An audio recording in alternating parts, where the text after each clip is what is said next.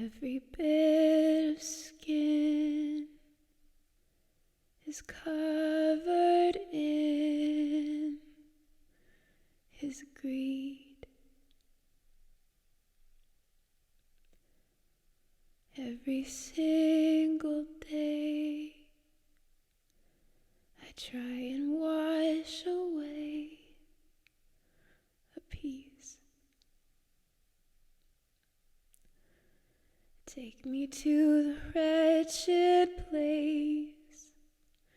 I'd rather be honest than hide my face. Take me to the barren ground. In poverty, my riches resound.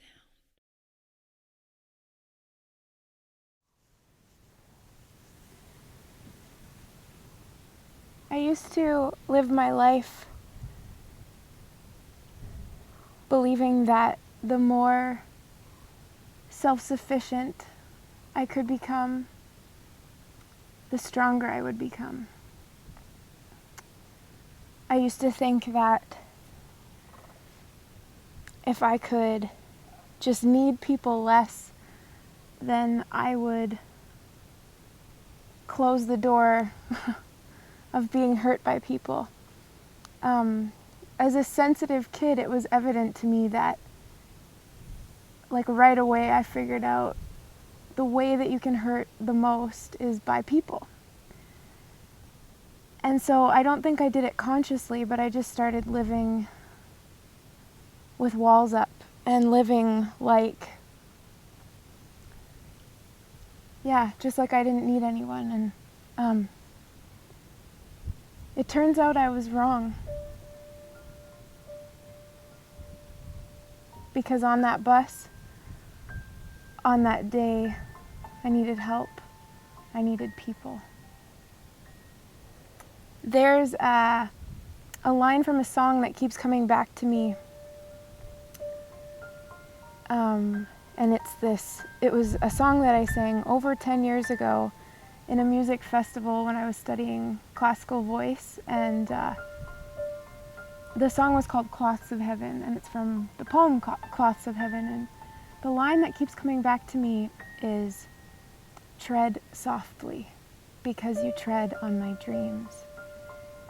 And the poet was writing this poem to someone he loved, I think, because the idea behind it is, it's kind of like if I had everything in the world, if I had the best of the best, even if I had better than this world and I had cloths of heaven, not only would I give them to you, or give them up for you even, but I would place them under your feet. Like, the imagery there is awesome. Like, the imagery there is incredibly beautiful. But then he says, "But I am just a poor man, so I only have my dreams. So I place my dreams under your feet. Tread softly, because you tread on my dreams." And that's the idea. Like, I guess being with people is risky. Trusting people is risky. Last year, it was about a year ago, I was on a city bus, and this stranger just kind of approached me and started saying weird things. And at first I thought I was okay. I have training in just kind of how to protect myself. I have training even because of my experience working with aggressive individuals. But the situation progressed, and eventually I realized I couldn't get away from him.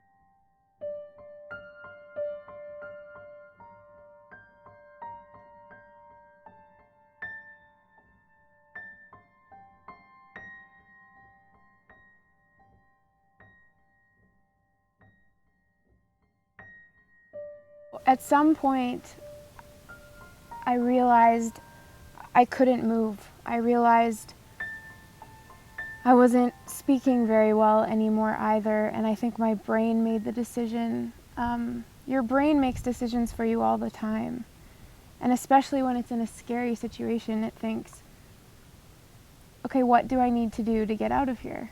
You know, it protects you. But sometimes it does interesting things, like, you know, there's flight or fight, but my body was frozen. And then eventually his hands were on me.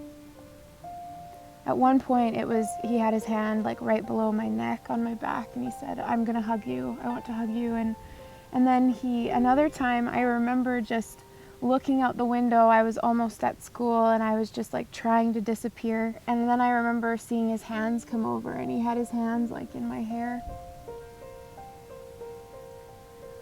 Nobody stopped him.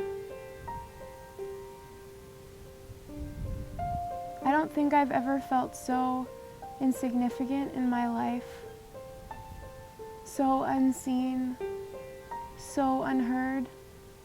Nobody even wanted to see. There was one girl that looked at me when his hands were on my head, and she just looked right back down at her phone. And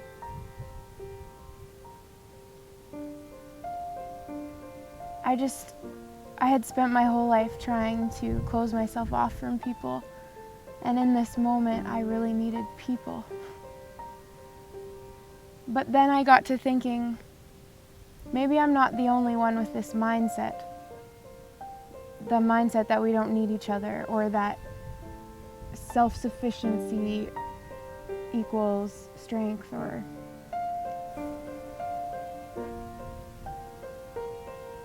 people will always be what hurts you the most. And I'm realizing that I don't think that we can heal without people either. Like, how did we get so disconnected from each other? And how do we stop this? How do we turn it around? And your love is fearless,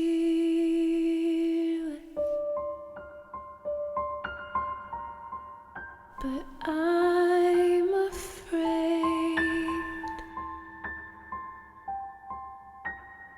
Your love is perfect, but I'm ashamed.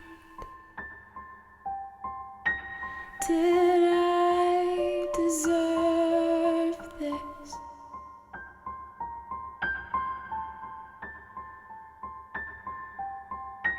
Was I deserted?